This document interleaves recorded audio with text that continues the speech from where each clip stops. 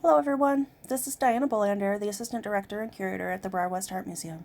Today I'm going to talk about an event that made Manitowoc world famous in 1962, the crashing of a piece of the Sputnik satellite here just steps from the museum's front door. So the evidence you can see of this today is this lovely hunk of space junk that fell just steps from our building on 8th Street on Wednesday, September 5th, 1962. And it's actually a replica of the piece that fell that NASA made for us. You can also see a bronze ring in the street that marks the spot where the piece fell. Be careful if you visit this in person because it's in the middle of a state highway. Many people might wonder why this is such a big deal. Well, it has to do with the Cold War and the race to space. The Cold War is the term we use to describe the decades-long rivalry between the United States and the Soviet Union. The Americans and Soviets fought together as Allied powers during World War II, but the relationship between them was tense. The United States was wary of communism and was concerned about Stalin's tyrannical rule of his country. The Soviets resented America's refusal to treat them as an equal. They also saw America's late entry into World War II as part of the reason that tens of millions of their people died. The Americans and the Soviets both rushed to develop atomic bombs and to stay a step ahead of the other country. Both the Soviet and American satellite and early space programs were not developed as educational scientific ventures, but rather were a matter of national security. The idea was that whoever controlled space would control the realm below it. Satellites were seen as a tool for spying on other nations and potential delivery systems for nuclear weapons. There was a race between the two countries to see who could get a satellite into orbit first, and then later to see who could get a man on the moon first. In 1958, Nikita Khrushchev, then the leader of the Soviet Union, was Time magazine's Man of the Year, in part because of the successful launch of the Sputnik I satellite, which is featured in this image. The development of the space programs in the United States and in the Soviet Union had roots in the Nazi missile programs during World War II. Hitler's scientists developed rockets with greater accuracy that could go further distances than ever before. Thousands of V-2 missiles were produced in an enormous underground factory called Manitowoc, which you can see here. The site was a work site for thousands of enslaved prisoners from the concentration camp Mittelbrau-Dora. Of the approximately 60,000 people who came through Mittelbrau-Dora, about 20,000 died there. With the defeat of the Nazis at the end of World War II, both the American and Soviet powers rushed to gather materials from Mittelwerk and the other sites that developed intercontinental ballistic missiles. The scientist Wilhelm von Braun, who you see on the right here, had led the Nazi missile program and was recruited by the Americans with most of his team. The U.S. Army had shipped a lot of the missiles and technology from Mittelwerk to the United States, and von Braun was needed to help them get the equipment up and running to produce missiles of their own. The Soviet space program was led by Sergei Korolev, who you see on the left, although his identity as chief designer of the program was top secret until after his death. He always had a KGB detail watching his every step, and was never permitted to travel abroad, because the Soviets were concerned that the CIA would try to kidnap or assassinate him. Both men had to fight bureaucracy and small budgets to get their programs off the ground. People around the world were following the race to space as an indication of which country had the power, ingenuity, and capacity to be first.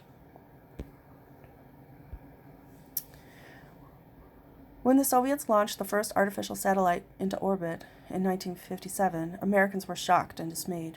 A national uproar led to more funding for space exploration, and in 1958, NASA was created as a federal agency dedicated to space exploration. The Soviets proved to be a step ahead of the Americans, especially when they launched the first man into space in April of 1961. In May of 1961, President John F. Kennedy announced that the United States would land a man on the moon by the end of the decade. This came true on July 20, 1969, when Neil Armstrong of NASA's Apollo 11 mission became the first man to set foot on the moon, effectively winning the space race for the Americans. But let's get back to Sputnik. Sputnik is the Soviet word for satellite. The Soviets were first to launch a satellite into space with Sputnik I on October 4, 1957. This is a model of Sputnik I. It was a small sphere about 23 inches in diameter, weighing about 184 pounds, and featured 4 radio antennae that broadcast radio pulses. It orbited the Earth for 3 weeks before its battery died. 2 months later, it fell back into the Earth's atmosphere and disintegrated. The launch of Sputnik I is sometimes identified as the official start of the space race. Its launch was the cause of great anxiety in the West that the United States had fallen behind technologically. On November 3, 1957, Sputnik II was the second satellite launched into Earth orbit, and the first to carry a living animal, the dog Laika, who survived several orbits but died a few hours after the launch. Sputnik II was much larger. It was a cone-shaped capsule measuring about 13 feet long and weighed over 1,000 pounds. It was outfitted with a pressurized cabin, communications equipment, and scientific instruments. Sputnik II re-entered the atmosphere on April 14, 1958, after 162 days in space and about 2,500 orbits. This is a model of Sputnik III, which launched May 15, 1958, and it was a much larger design than the first two at almost 3,000 pounds. It was able to gather extensive scientific data.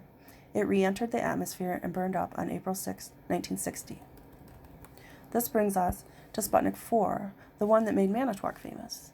On May 15, 1960, Russian scientists launched the 5-ton spaceship known in the West as Sputnik IV. The Russian designation was Korabi Sputnik I. It was the first Sputnik with a pressurized cabin and life support equipment. It was a test flight for a planned manned program.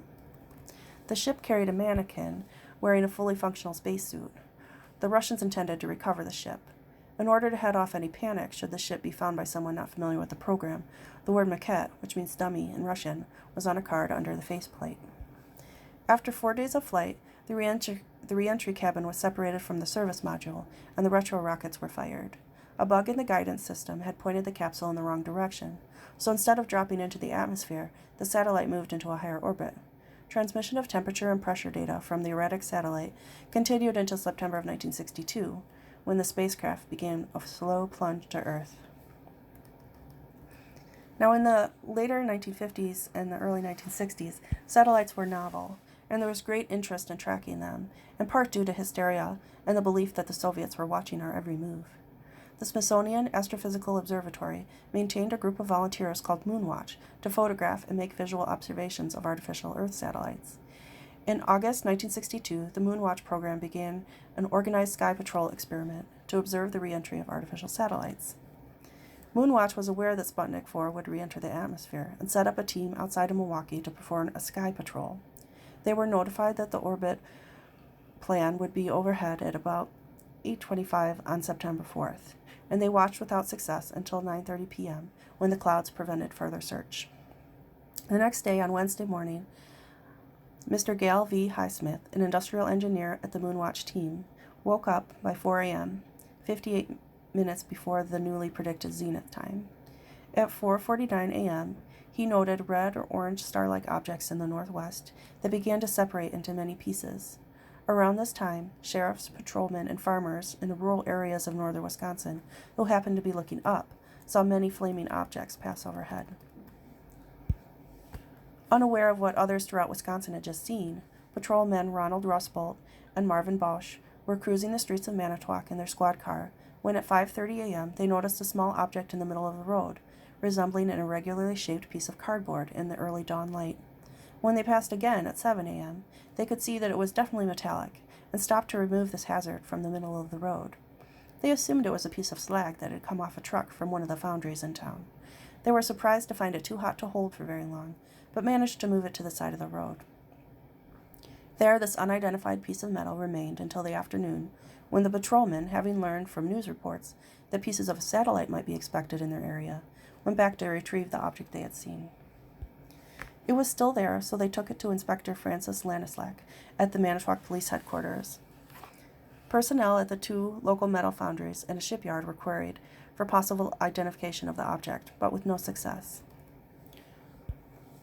Lanislack had heard that the Milwaukee Journal was soliciting pertinent reports and findings, and dispatched the object with Kenneth Graves, a salesman who was on his way back home to Milwaukee. The Journal notified the Moonwatch program, who commissioned it to be flown back to the Smithsonian Laboratory in Cambridge, Massachusetts. Examinations began immediately when the object arrived in Cambridge on September 6, 1962. Tests were done for material composition, physical dimensions, photography, and radioactive isotopes. The fragment was strongly magnetic, indicating that it was some iron alloy. The fragment showed evidence of heating and had a layer of slag-like material that apparently solidified from molten material. The fragment weighed 20 pounds, 14 ounces, and measured 15.1 centimeters in diameter. Radiation tests revealed that the material showed characteristics expected of objects subjected to a space environment. When a test specimen was cut from the fragment, a bolt was exposed in the slag-like material. This bolt had a 1 millimeter thread and a 6 millimeter diameter. It was screwed into a collar, which was also exposed. Radiation tests indicated that the fragment was above the Earth's atmosphere for at least 1 month. The 3-inch deep hole in the street was patched up a few days later after the fragment was discovered by the city's streets department. The Manitowoc City Council formally went on record petitioning return of the fragment so that it could be displayed in the museum just steps from the crash site. Eventually, the fragment was returned to the Soviets, minus a small section that was kept by the Smithsonian for further study. On September 17, 1963, the Manitowoc Common Council accepted 2 replicas of the Sputnik IV fragment made by NASA. 2 months later, members of Lodge 516, International Association of Machinists in Manitowoc, arranged to permanently mark the spot on North 8th Street where Sputnik landed. Local reaction to the Sputnik find had been mixed. One alderman, William Woolman, stated that, "I cannot see paying tribute to a piece of aerial garbage made in Russia." Another alderman said that the city should have nothing to do with anything communistic. Today, the Rahr-West Art Museum is proud to be known as the site of the Sputnik crash in 1962, the very first time in history a man-made object returned from orbiting the Earth. Many visitors visit each year to look at the brass ring in the road. Each September, the Rahr-West Art Museum holds a community festival called Sputnik Fest to celebrate the anniversary of this event. There's a reenactment of the police's experience on the street, people dress up like aliens, and a good time is had by all. Hopefully, we will see you there next September.